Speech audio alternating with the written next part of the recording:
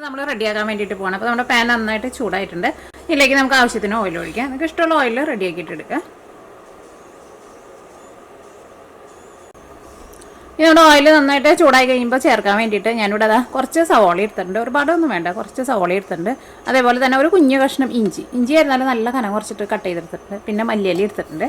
First നമുക്ക് ഇഞ്ചിയും പിന്നെ സവോളയും കൂടിയിട്ട് ചേർത്തിട്ട് ഒന്ന് വഴറ്റിയിട്ട് എടുക്കുക.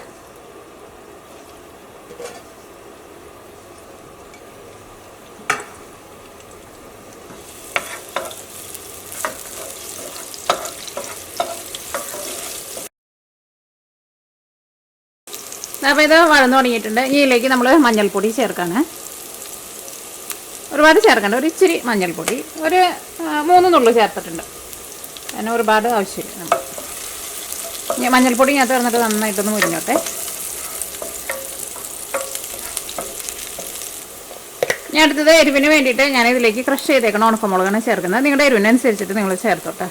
പിള്ളേരെ കഴിക്കുമ്പോൾ തീരെ എരിവ് വേണ്ടെന്ന് വെച്ചിട്ടുണ്ടെങ്കിൽ അതനുസരിച്ചിട്ട് ചേർത്താൽ മതി.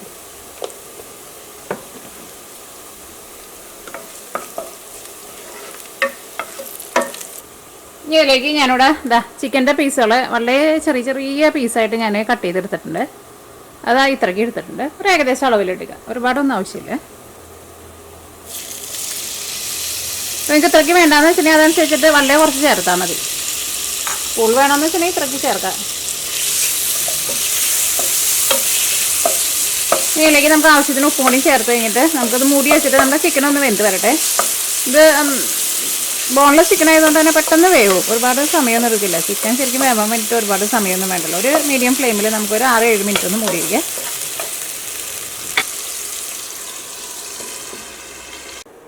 ഇതിലേക്ക് അരച്ച് ചേർക്കാൻ വേണ്ടിയിട്ട് ഞാനിവിടെ 3 വലിയ വെളുത്തുള്ളി എടുത്തിട്ടുണ്ട്. ചെറിയ വെളുത്തുള്ളിയാണെന്ന് വെച്ചിട്ടുണ്ടെങ്കിൽ അതനുസരിച്ചിട്ട് എടുക്കുക. പിന്നെ ഇത് വലിയ വെളുത്തുള്ളി ആകുമ്പോൾ വെളുത്തുള്ളിക്ക് അധികം ഫ്ലേവർ ഉണ്ടാവില്ല. അപ്പോൾ അതുകൊണ്ടായിട്ട് നമ്മൾ 3 എടുത്തത്. അപ്പോൾ നിങ്ങൾ ചെറിയ വെളുത്തുള്ളിയാണെന്ന് വെച്ചിട്ടുണ്ടെങ്കിൽ അതനുസരിച്ചിട്ട് എടുത്താൽ മതി. പിന്നെ ഒരു 1/4 ടേബിൾ സ്പൂൺ ചെറിയ ജീരകം, ഇത് രണ്ടും കൂടിയിട്ട് നമുക്ക് ഒന്ന് നല്ല പേസ്റ്റ് പോലെ അരച്ചിട്ടെടുക്കുക. ഞാൻ നോക്കിക്കേ, ഇപ്പോൾ നമ്മൾ നല്ല നന്നായിട്ട് അരച്ചെടുത്തിട്ടുണ്ട്. ചെറിയ തരിതരിപ്പുണ്ട് കേട്ടോ, അത് പക്ഷേ കുഴപ്പമില്ല.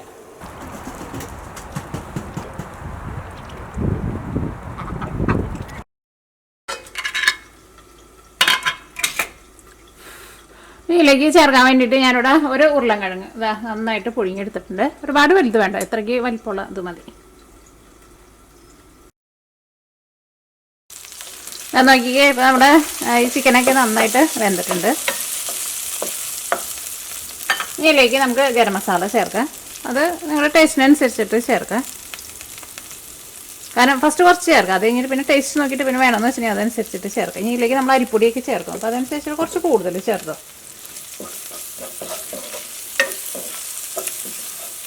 കാരണം ഗരം മസാലയ്ക്ക് നമ്മൾ എടുക്കുമ്പോൾ പലരും എടുക്കുന്ന ഗരം മസാലയുടെ ടേസ്റ്റിനൊക്കെ വ്യത്യാസം ഉണ്ടാവും. ചിലത് ഭയങ്കര സ്ട്രോങ് ആയിട്ടിരിക്കും, ചിലത് ഭയങ്കര അത്രയ്ക്ക് അങ്ങോട്ട് സ്ട്രോങ് ആയിട്ടിരിക്കില്ല. അപ്പോൾ അതനുസരിച്ചിട്ട് ചേർക്കാം. ഗരം മസാല ഇനിയിപ്പോൾ ലാസ്റ്റ് നമ്മളിതെല്ലാം കൂടിയിട്ട് കുറച്ചിട്ട് എടുക്കുന്ന സമയത്തും ടേസ്റ്റ് നോക്കിയിട്ട് വേണമെന്ന് വെച്ചിട്ടുണ്ടെങ്കിൽ ആ സമയത്ത് കുറച്ച് ചേർത്താലും കുഴപ്പമില്ല.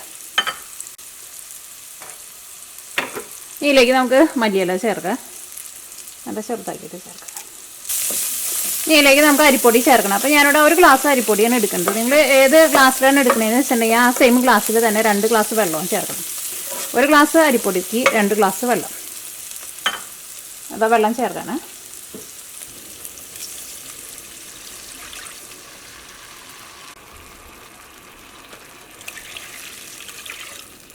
ഈ വെള്ളത്തിലേക്ക് ആവശ്യത്തിന് ഉപ്പ് ചേർക്കാം. വെള്ളത്തിൽ ഉപ്പിൻ്റെ ടേസ്റ്റ് ഒരു പൊട്ടിക്കൊന്നും കൂടി നിന്നോട്ടെ. ഇനി നമ്മൾ വെളുത്തുള്ളിയും പിന്നെ ജീരകവും കൂടിയിട്ട് അരച്ച് വെച്ചിട്ടില്ല, അത് നമ്മൾ ഇപ്പോഴല്ല കേട്ടോ ചേർക്കേണ്ടത്. കാരണം അതിൻ്റെ ഒരു നമ്മൾ ഈ പൊള്ളപ്പൊക്കെ ഉണ്ടാക്കുമ്പോൾ ഇഞ്ചിയും പിന്നെ വെളുത്തുള്ളിയും ജീരകവും പിന്നെ അതിനകത്ത് ചുവന്നുള്ളിയും കൂടിയിട്ട് അരച്ചിട്ട് ചേർക്കുക. അപ്പോൾ അതിനൊരു ഫ്ലേവർ കിട്ടില്ല. അപ്പോൾ ആ ഫ്ലേവർ, അങ്ങനത്തെ ഒരു ഫ്ലേവർ കിട്ടാൻ വേണ്ടിയിട്ടാണ് നമ്മൾ അതും കൂടിയിട്ട് ചേർക്കേണ്ടത്. അത് ഇപ്പോൾ നമ്മൾ ചൂടാക്കിയിട്ടുണ്ടെങ്കിൽ വെച്ചിട്ടുണ്ടെങ്കിൽ ആ ഫ്ലേവർ നമുക്ക് കിട്ടില്ല. അപ്പോൾ ഇനി ഈ വെള്ളം നന്നായിട്ടൊന്ന് തിളക്കട്ടെ. അപ്പോൾ വെള്ളം നന്നായിട്ട് തിളച്ചിട്ടുണ്ട്. വെള്ളം ഒഴിക്കുമ്പോൾ നല്ല ചൂടുള്ള വെള്ളം ഒഴിക്കാൻ വേണ്ടിയിട്ട് നോക്കാം. ഇനി നമുക്ക് തീ നന്നായിട്ടൊന്ന് കുറച്ച് വയ്ക്കാം. ഇതിലേക്ക് നമ്മൾ അരിപ്പൊടി ചേർക്കണം. അതിപ്പോൾ ഏത് അരിപ്പൊടി ആയിരുന്നാലും കുഴപ്പമില്ല. വറുത്ത അരിപ്പൊടിയോ വറുക്കാത്ത അരിപ്പൊടിയോ പുട്ടിൻ്റെ അരിപ്പൊടിയോ പത്തരിയുടെ അരിപ്പൊടിയോ ഏത് അരിപ്പൊടി ആയിരുന്നാലും കുഴപ്പമില്ല. തീ നന്നായിട്ട് കുറച്ച് വെച്ചിട്ട് വേണം പൊടി ഇടാൻ വേണ്ടിയിട്ട്.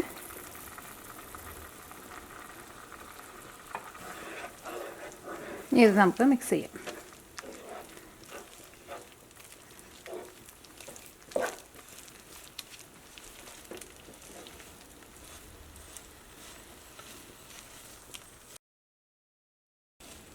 ഇനി അത് നിങ്ങൾക്ക് ചിക്കൻ ചേർക്കാണ്ടും റെഡിയാക്കിയിട്ട് എടുക്കാം. പക്ഷേ ചിക്കനോടെയും ചേർത്ത് കഴിയുമ്പോൾ നല്ലൊരു ഫ്ലേവർ കിട്ടും. അപ്പോൾ നിങ്ങൾക്ക് ചിക്കൻ വേണ്ടാന്ന് വെച്ചിട്ടുണ്ടെങ്കിൽ ചിക്കൻ ചേർക്കുന്നത് അത് സ്കിപ്പ് ചെയ്തിട്ട് ബാക്കിയുള്ളതെല്ലാവരും സെയിം പോലെ തന്നെ ചെയ്യുക.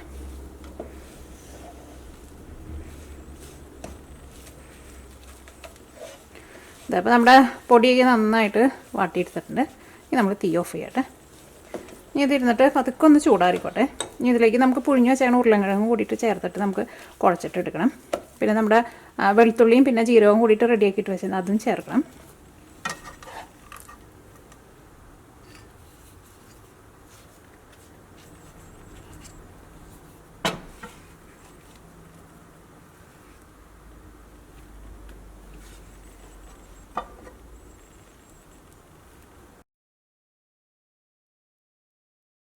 ഇതിലേക്ക് നമ്മൾ വെളുത്തുള്ളിയും പിന്നെ ജീരകവും കൂടിയിട്ട് റെഡിയാക്കിയിട്ട് വെച്ചിട്ടില്ലേ അത് ചേർക്കാണ്. ഇതെല്ലാം കൂടിയിട്ട് ഒരു 3/4 ടേബിൾ സ്പൂണുണ്ട് കേട്ടോ.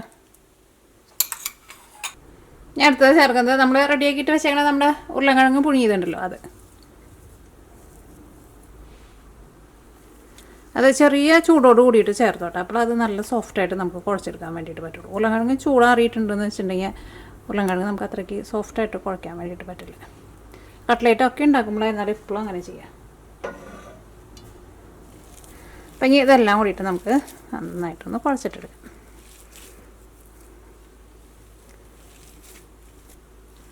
ഇതിപ്പോൾ ചെറിയ ചൂടുണ്ട്, ചൂടാറി കഴിഞ്ഞിട്ട് ചെയ്താൽ മതിയിട്ട് നിങ്ങൾ, വലിയ കുഴപ്പമില്ല.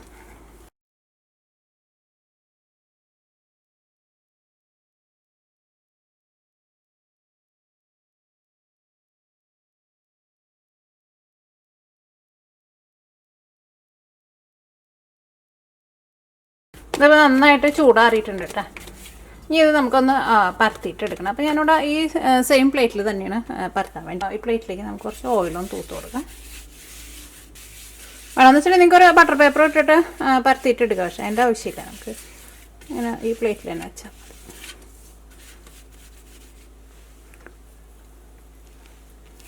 ഓക്കെ, ഇനി നമ്മൾ ഞാനത്തേക്ക് വെച്ചിട്ട് അത് പരത്താൻ വേണ്ടിയിട്ട് പോട്ടെ. പരത്തുമ്പോൾ അത് സൈഡൊക്കെ ചിലപ്പോൾ ഒന്ന് വിട്ടു പോകും, പക്ഷേ അത് കുഴപ്പമില്ല. എടുക്കുമ്പോൾ കുറച്ച് വലിയ പാത്രം എടുത്തോട്ടെ. അത് നമുക്ക് കൈ കൊണ്ടൊക്കെ ഒന്ന് ഒതുക്കിയിട്ട് നമുക്ക് അതിനെ നല്ല ഷേപ്പാക്കി റൗണ്ടാക്കിയിട്ട് എടുക്കാം.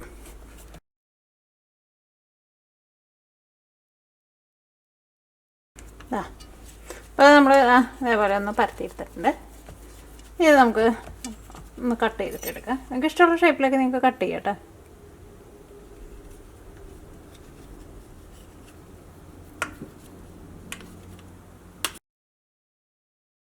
അപ്പോൾ നമ്മൾ കട്ട് ചെയ്തെടുത്തിട്ടുണ്ട്. ഇതിൽ നമുക്ക് ഓരോ പീസായിട്ട് എടുക്കാം. ചിലപ്പോൾ പീസായിട്ട് എടുക്കുമ്പോൾ നമുക്ക് ചിലപ്പോൾ അത്രയ്ക്ക് ചിലപ്പോൾ ഷേപ്പിലേക്ക് കിട്ടില്ല. പക്ഷേ അത് കുഴപ്പമില്ല, നമുക്കത് കയ്യിലെടുത്തിട്ട് ഇത് നല്ല സോഫ്റ്റ് ആണല്ലോ. നമുക്കത് ഷേപ്പ് അങ്ങനെ പോയിട്ടുണ്ടെന്ന് വെച്ചിട്ടുണ്ടെങ്കിൽ നമുക്കത് ഷേപ്പാക്കിയിട്ട് എടുക്കാം കേട്ടോ. ഇതിൽ നിന്ന് നമുക്ക് ഓരോ പീസായിട്ട് എടുക്കാം. എങ്ങാനും അങ്ങനെ ഷേപ്പ് അങ്ങനെ പോയിട്ടുണ്ടെന്ന് വെച്ചിട്ടുണ്ടെങ്കിൽ അത് കൈ കൊണ്ട് ഒന്ന് പ്രസ് ചെയ്ത് ഒന്ന് ഷേപ്പാക്കിയിട്ട് എടുത്താൽ മതി. ഇതിപ്പോൾ നമുക്ക് നല്ല കറക്റ്റ് ഷേപ്പായിട്ട് കിട്ടിയിട്ടുണ്ട്. അപ്പോൾ ഇത് നമ്മൾ മൊരിച്ചിട്ട് എടുക്കാൻ വേണ്ടിയിട്ട് പോകണം. അപ്പോൾ ഒരുപാട് ഓയിലിട്ടിട്ട് മുക്കി പൊരിച്ചിട്ട് എടുക്കേണ്ട ആവശ്യമില്ല. കുറച്ച് ഓയിൽ ഒഴിച്ചിട്ട് നമ്മൾ ഷാലോ ഫ്രൈ ചെയ്യില്ലേ, അതേപോലെ നമുക്ക് 2 സൈഡ് നന്നായിട്ട് മൊരിച്ചിട്ട് എടുക്കാം. പിന്നെ ഏതെല്ലാ സാധനങ്ങളും ഓൾറെഡി വെന്തേക്കുന്നതാണല്ലോ.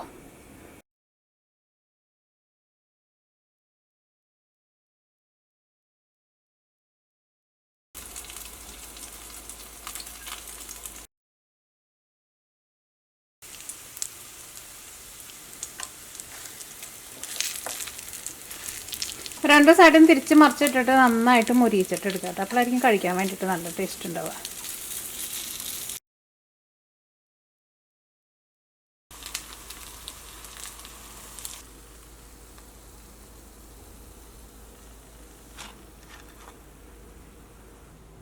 അപ്പോൾ അങ്ങനെ നമ്മുടെ പലഹാരം റെഡി ആയിട്ടുണ്ട്. ഇതേപോലെ ഇങ്ങനെ നന്നായിട്ട് മൊരിയിച്ചിട്ട് എടുക്കുക. പിന്നെ ഉരുളൻകിഴങ്ങ് എന്നാലും ഞാൻ പറഞ്ഞ അത്രയ്ക്ക് ചേർത്താൽ മതി. കുറേ ചേർത്തിട്ടുണ്ടെന്ന് വെച്ചിട്ടുണ്ടെങ്കിൽ ഇത് പൊടിഞ്ഞു പൂട്ടാ. ഉരുളൻകിഴങ്ങ് സോഫ്റ്റ് ആണല്ലോ. അപ്പോൾ നിങ്ങൾ ട്രൈ ചെയ്ത് നോക്കുക. കുട്ടികൾക്കൊക്കെ നല്ല ഇഷ്ടമാവും. പിന്നെ പെട്ടെന്ന് റെഡിയാക്കിയിട്ട് എടുക്കുകയും ചെയ്യാം. പിന്നെ എന്താ പറയുക, ഒരുപാട് ഓയിലൊന്നും നമുക്ക് ആവശ്യമൊന്നുമില്ല. വളരെ കുറച്ച് ഓയിൽ ഒഴിച്ചിട്ട് നമുക്ക് ഷാലോ ഫ്രൈ പോലെ റെഡിയാക്കിയിട്ട് എടുക്കാം. അപ്പോൾ ഇതാണ് നമ്മുടെ സിമ്പിൾ ആൻഡ് ടേസ്റ്റി ആയിട്ടുള്ള നമ്മുടെ പലഹാരം.